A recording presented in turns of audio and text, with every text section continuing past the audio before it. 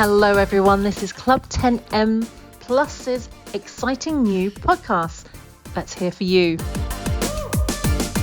We are all about stories, new developments and learning about individuals. Our hope is that you will join us every week to hear about our distinguished guests. We hope to inspire you, bring you laughter and make you reflect. Our guests come from all walks of life and primarily they want to share their stories. Not sure about you, but I love a good story. So Club 10M Plus have devoted their time to creating these podcasts, to sharing great ideas and stories and much more. So tune in every week to make sure that you don't miss out. It could be you next week. Want to know more? We want to hear your stories. So sign up and be our next guest.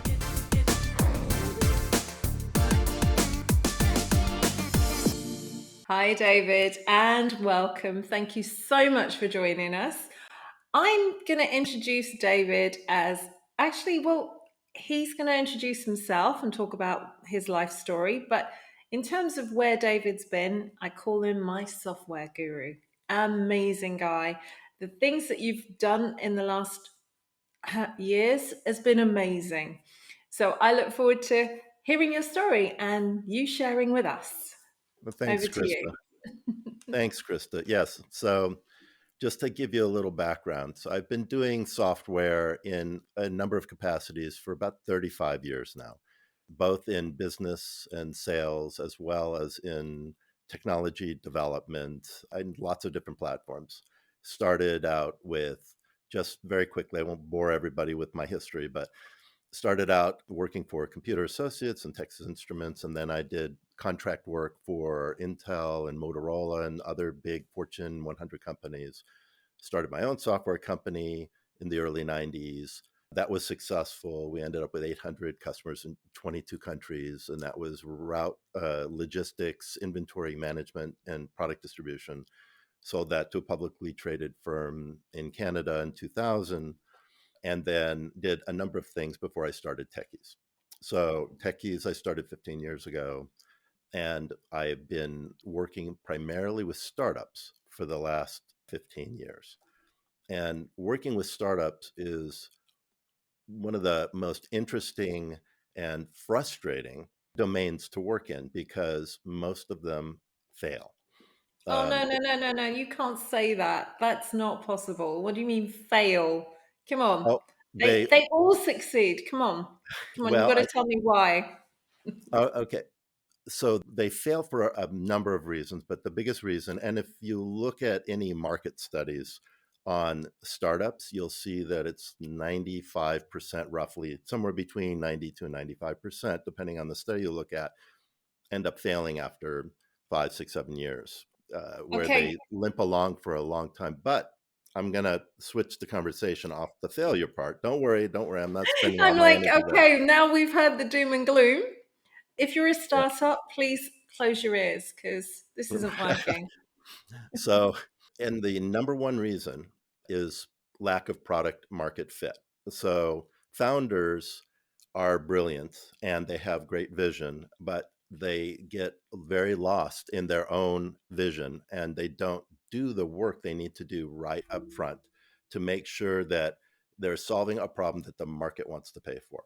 And most of these startups, Yeah. most of these startups could have been successful. I might have been 20 or 30% that failed instead of 95% if they had done the hard work up front. The problem is that a lot of startups don't know what that is So to do. if I'm hearing you correctly, Yeah, we've got to do the hard work up front before we can actually become a startup that is right, effective. right, And we've got more chance of survival if we do that. exactly. So, and it's a matter of doing the right work up front, which then proves that you understand the specific problems that you're solving and the value of those problems to the market.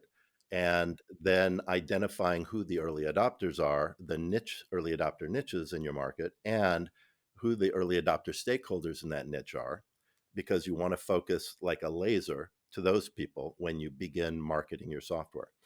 And then you need to go through a validation process to make sure that all the work you've done and all the analysis you've done, you can prove it by talking with customers.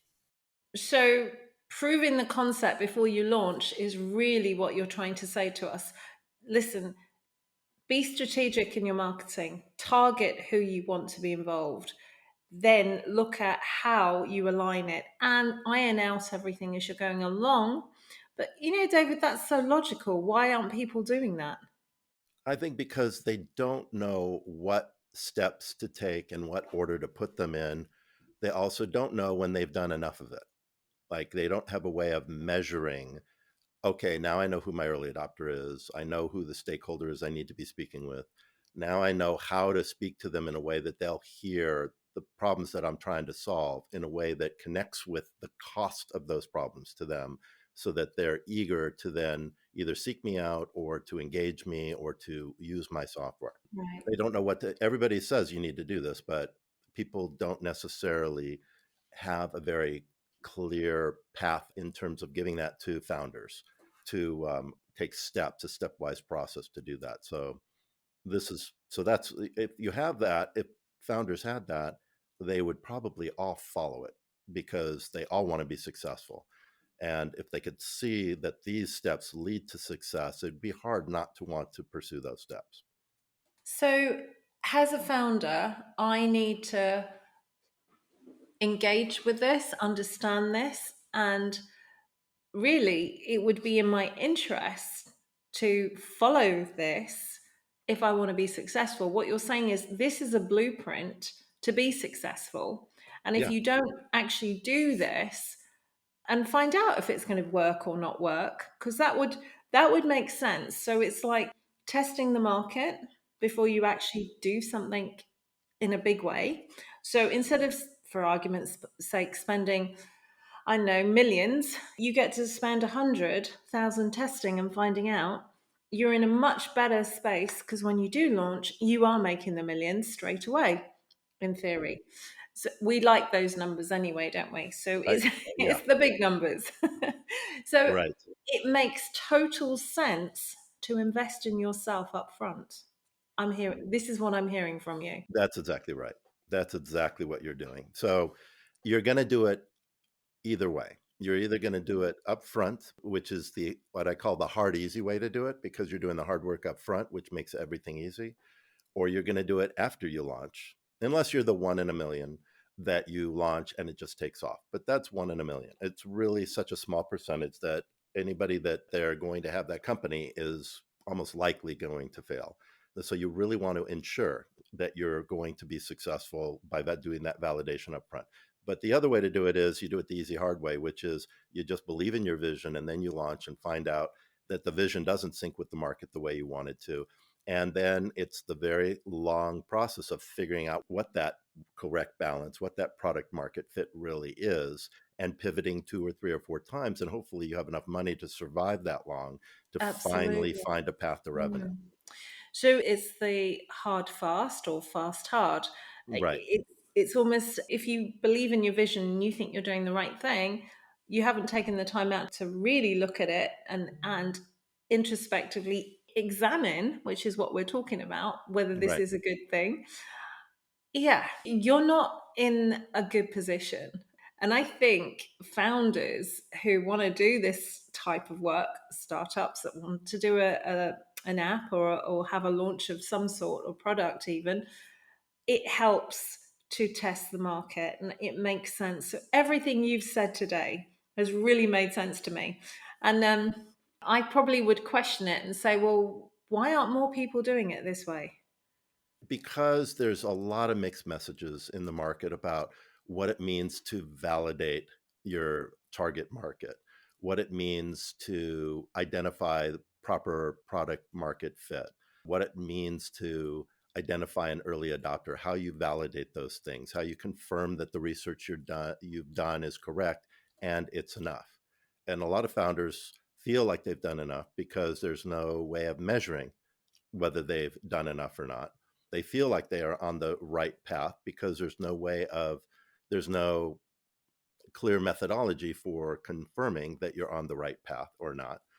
And if you look at all the information out there, it's just very difficult to pick one thing and say, I'm going to do this, and that's going to lead to success.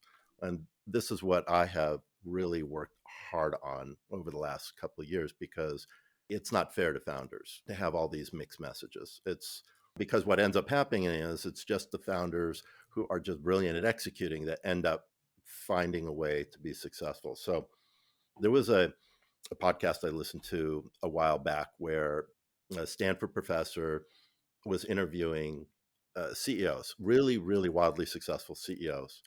And at first blush, they all said, well, I was just in the right place at the right time. I was lucky.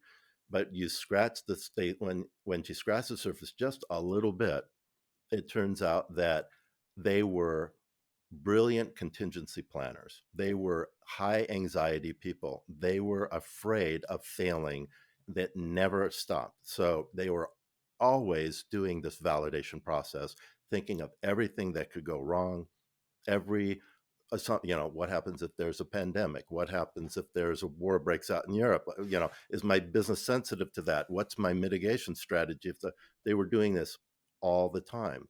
And those, without exception, these really successful CEOs all thought like that. So they kind of had an innate capability of doing this.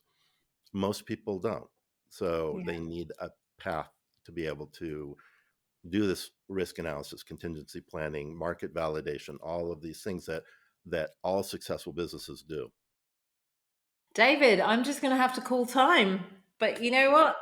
If you want to be successful, I suggest you look David up or even talk to me about it, because I can tell you this whole dynamic of this, I can't even say what it is right now. So this product is going to change the dynamics of the world if you want to be successful. I think we all want to thank you, David, for all your hard work to date and taking out the time to spend with us, and appreciate that. And I'm sure we'll have you back on as a guest, as our software guru. He will be in the house again, I'm sure. Thank you for that. Thanks, Krista. It was really fun.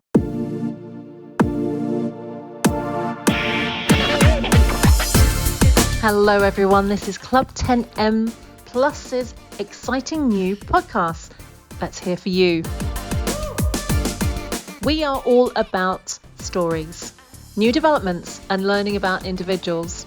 Our hope is that you will join us every week to hear about our distinguished guests. We hope to inspire you, bring you laughter, and make you reflect.